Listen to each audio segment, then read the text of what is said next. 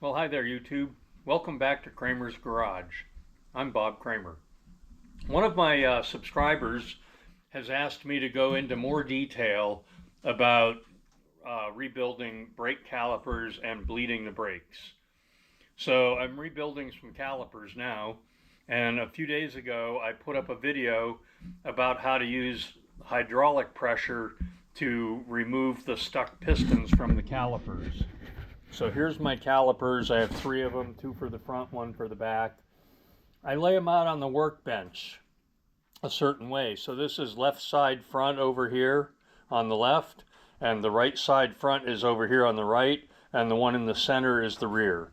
So I keep, and the boxes of parts that go with them and correspond are right there as well.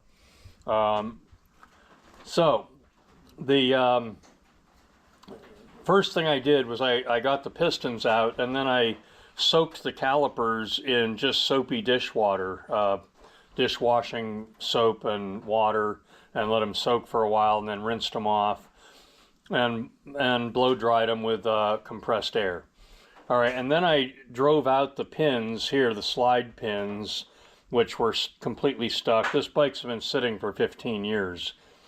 So the slide pins were stuck and kind of rusty. They look like that. So they need to be cleaned up really good on a wire wheel.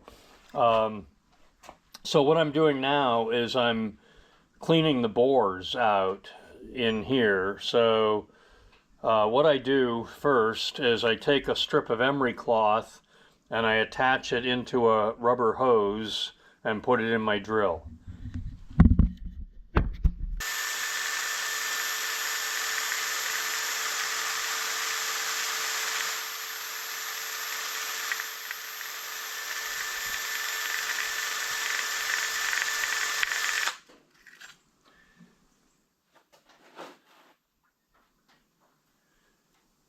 I don't know how good you can see that, but anyway, that's looking better.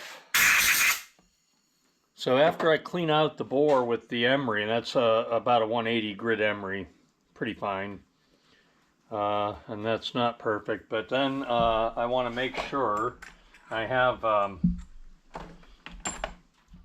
another set of pistons here I'm putting in.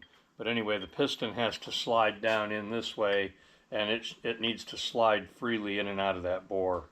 These are marked. The diameter of the bore is marked on the piston right there. Right there, there's the number 32. That means it's a 32 millimeter diameter piston. And this one is, let's see, where's this one marked? This one's also a 32. And these pistons are 32, so they should be sliding right in there.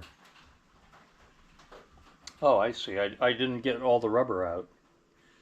So there's two pieces of rubber in here.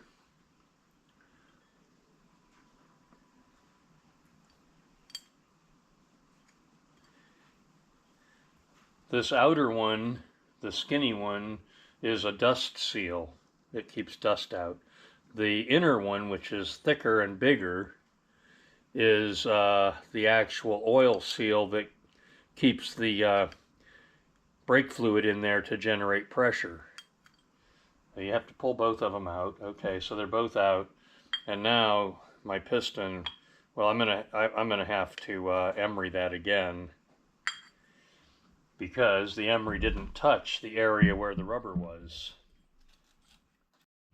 Okay, I put a piece of masking tape on there to hopefully keep that emery on the hose.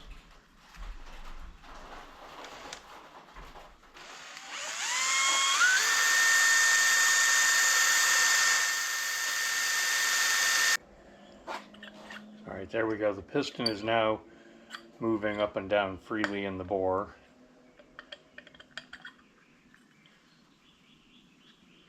Well, maybe not quite freely.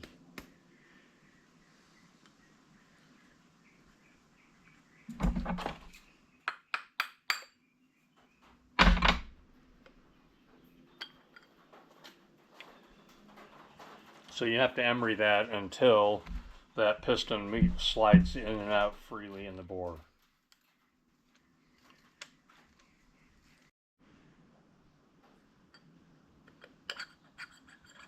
So that piston is moving freely now. That's what you need. It's got to move freely. Okay. Then the next thing is I took a 90-degree angle pick and I filed the end of it. So it becomes a little scraper. Then you get into the bore like that and scrape it out. You see all the corrosion coming out of there? That has to be really clean. If there's the slightest little lump of corrosion in there, it'll put a lump in the rubber seal, and that lump will put drag on the piston, and then your brakes won't return properly, and you'll have drag on the actual disc.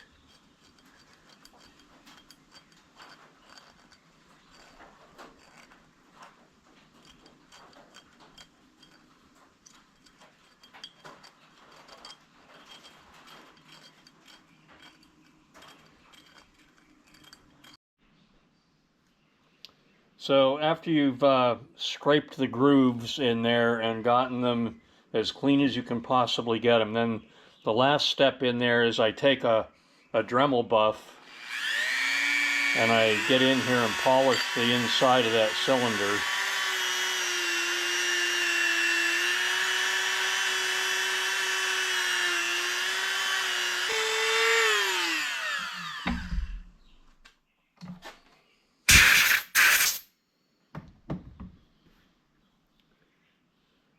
There. And the next thing we need to do is we need to get this hole cleaned out really good. So I use a basically a rifle bore brush or a pistol bore brush.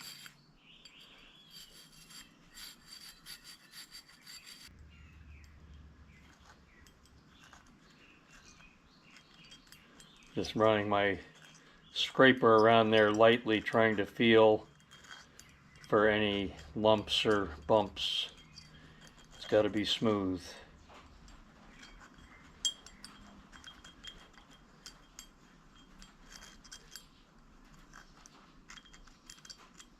This one still has a little bit of junk in it.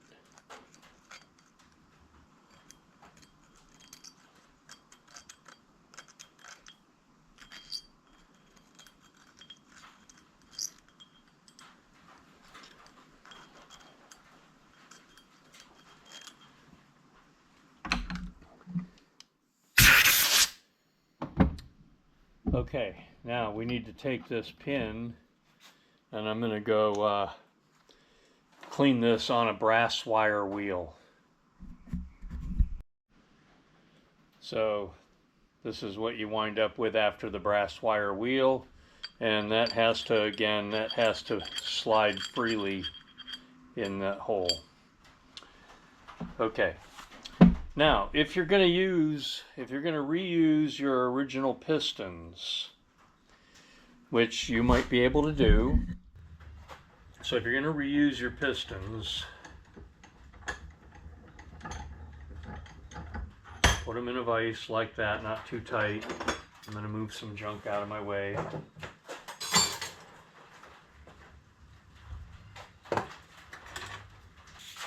Take a strip of emery.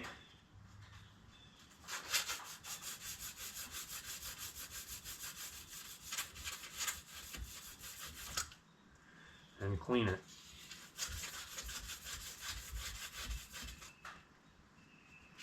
This is 600 grit. It's kind of dirty and messed up from cleaning pistons.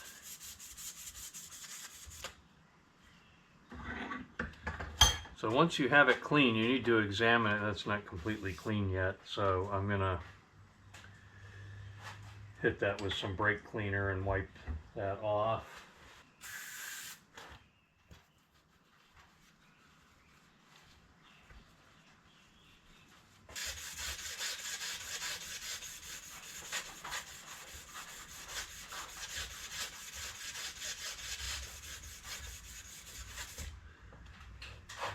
Now these pistons, the original OEM pistons on these old Goldwings, are all steel and they get rusty. So you need to clean all the rust off and dirt and whatever else is on there, and then examine it for pitting, and if it's pitted, throw it away. New pistons are available from brake crafters.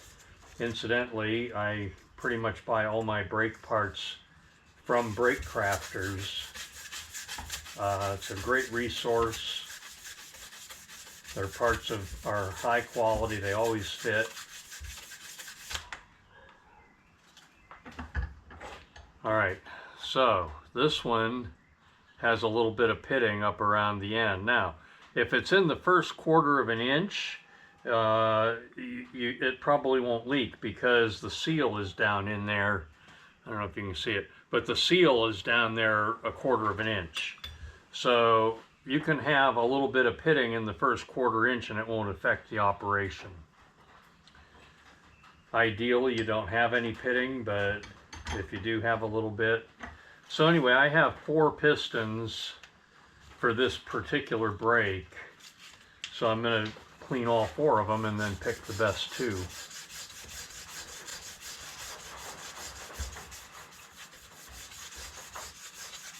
I'm putting new stainless steel pistons in the front calipers and reusing pistons for the rear, assuming that I can find 2 good ones out of the 4 that I have. All the parts are clean now, and I'm ready to reassemble the brake. Okay, the brake shoes or brake pads are almost as thick as brand new, so they have hardly any wear on them. So what I did is I cleaned them up with a with sandpaper and a wire brush. So I knocked all the rust off the back side, and I sanded the front side to remove glaze and debris. And so anyway, those are like new. Functionally, they don't look like new, but functionally they are like new. I picked the best 2 pistons out of the 4 that I had available. I believe those will work just fine. The pins that hold the brake pads in, I should mention, you need to clean those very well.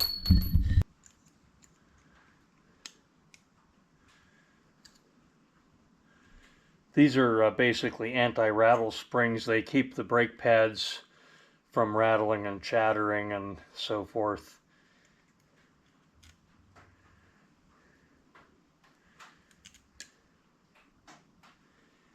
There. What I'm doing right now, I would not consider to be actual restoration work. This is more like, I would call it repair work.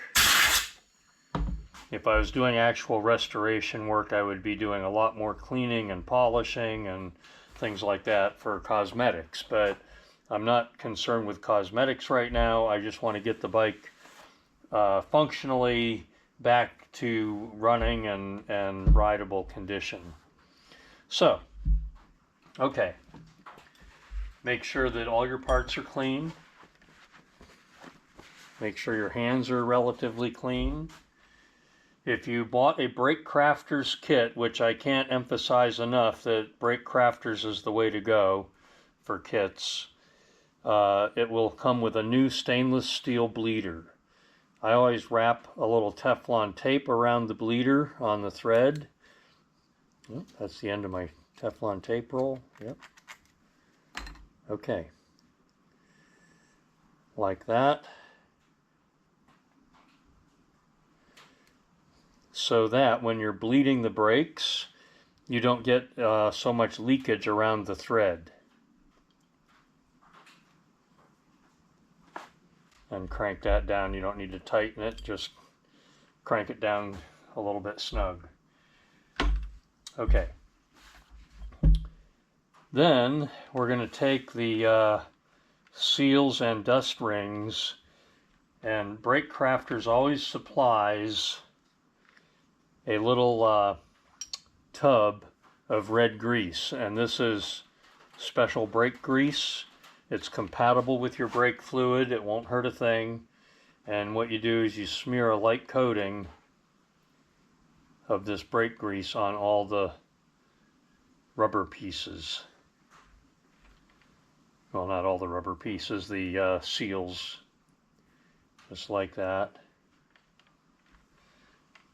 And after you smear them with grease, you can just lay them back in the plastic tray. Brake Crafters kits all come packaged in a plastic tray, and the plastic tray is very useful for laying your parts out and keeping them clean.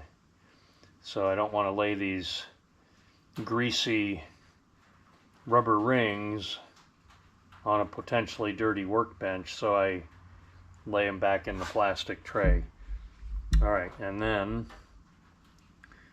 I'm going to put these in like that.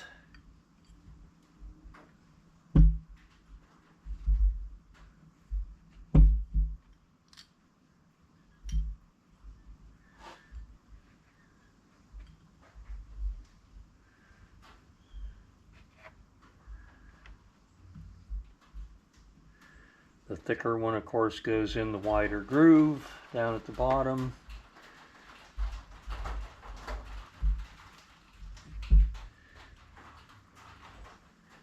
And then the thinner one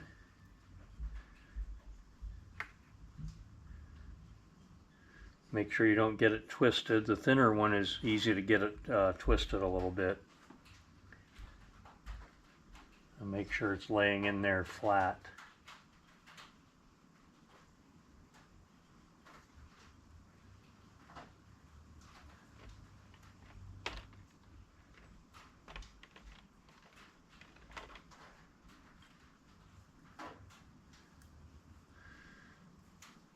And just smear a little bit of this red grease in there, like that.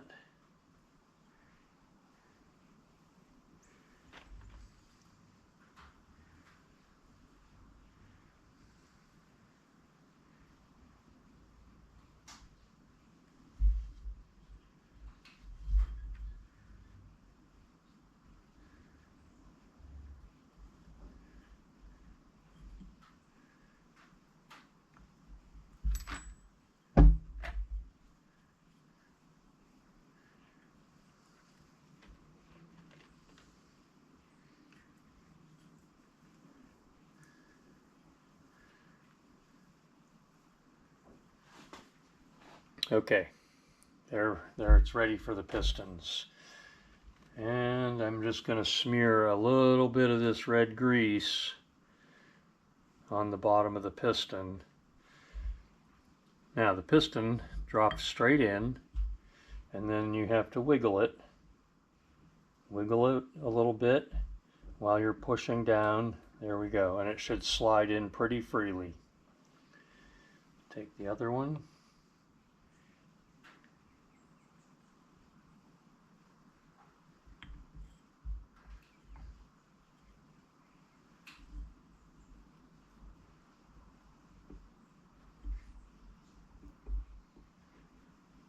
There it is. All right, wipe the grease off your fingers. Now these are a bit tricky to put in.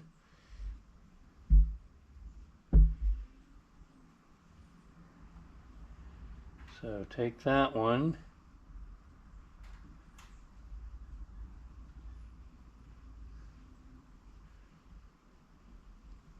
And get it seated in there.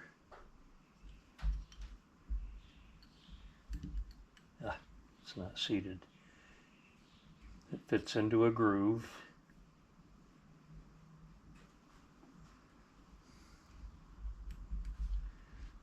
There. Make sure it's fully seated in the groove. If it's not, the pin won't go through. Okay, then there, get the rubber on the pin. There, okay. Now we can do it.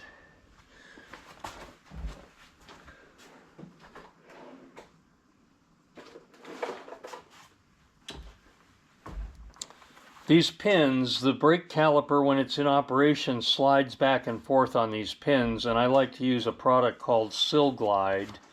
The brake crafter's grease probably will work fine for this application, but I have been using this Sil Glide for years, and so I'm going to continue to use it. And I'm going to take that and I'm going to use this pin to spread it in there.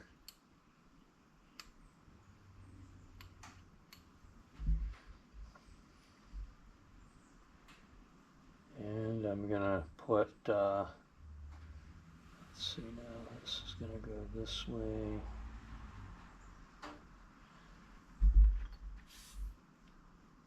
I'm going to smear some Sil Glide on here. And then I got to push this rubber down like that, not too far. And then you have to get that rubber seated in that groove.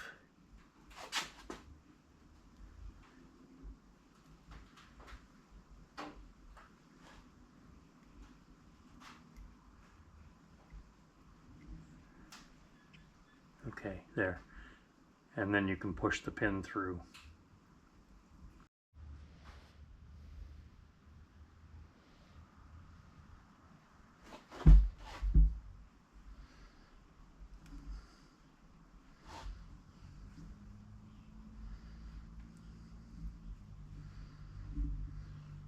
There's a little bit of a struggle to get that pin in there with the rubber all in correct position, but now it's in there and it's moving freely.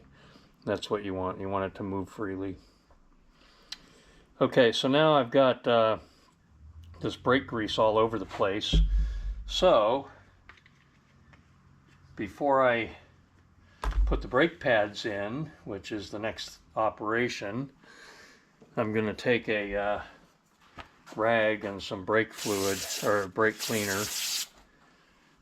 and just clean this off.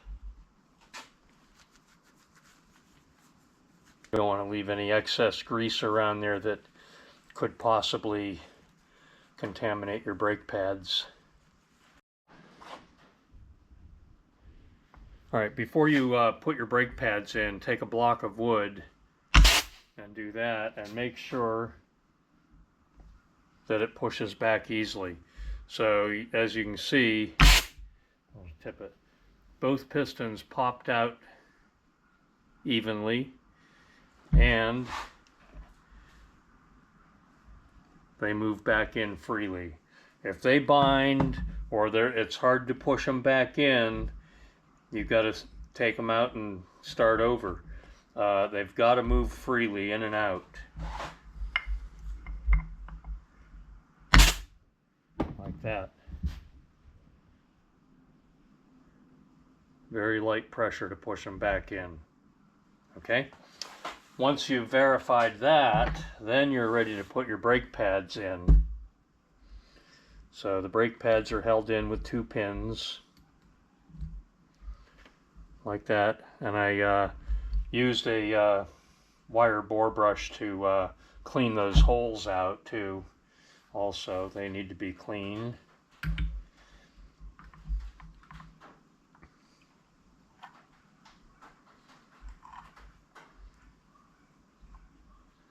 There's the first one.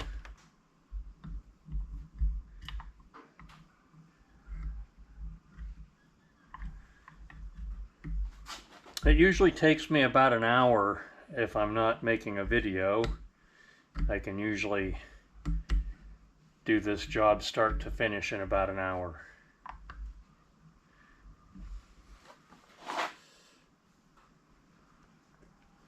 You should be able to push those pins in freely with your fingers. If you have to pound them with a hammer, back up and start over. No bueno.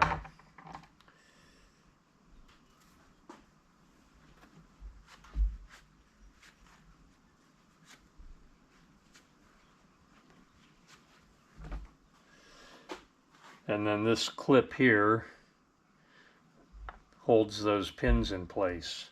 So you just drop that on like that. And there's a 10 millimeter or a 6 millimeter bolt, uses a 10 millimeter socket.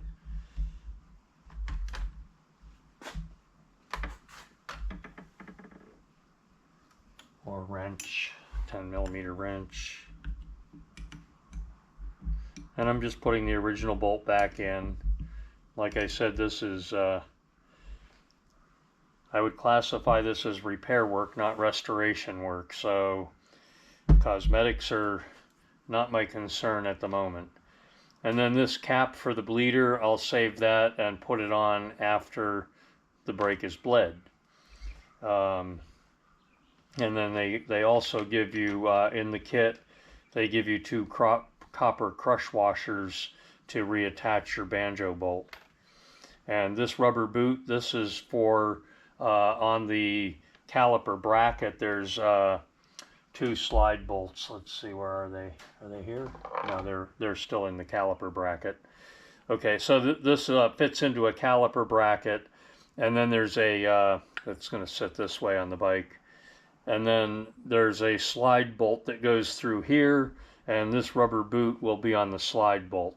So, and again, the slide bolt and the piece on the caliper bracket that it slides into is kind of similar to this. This is the front one, but there's the boot, and anyway, you get the idea. So, if you took the caliper off the bike, I'm assuming you can put it back on. In my next video, I'm going to show you how to bleed these from scratch. So there's not going to be any fluid in them at all when I put them back on the bike, and so we're going to be bleeding them from nothing. So that'll be the next video. Thanks for watching. Subscribe to my channel so you'll get a notification so you don't miss that next video on bleeding the brakes. Thanks for watching.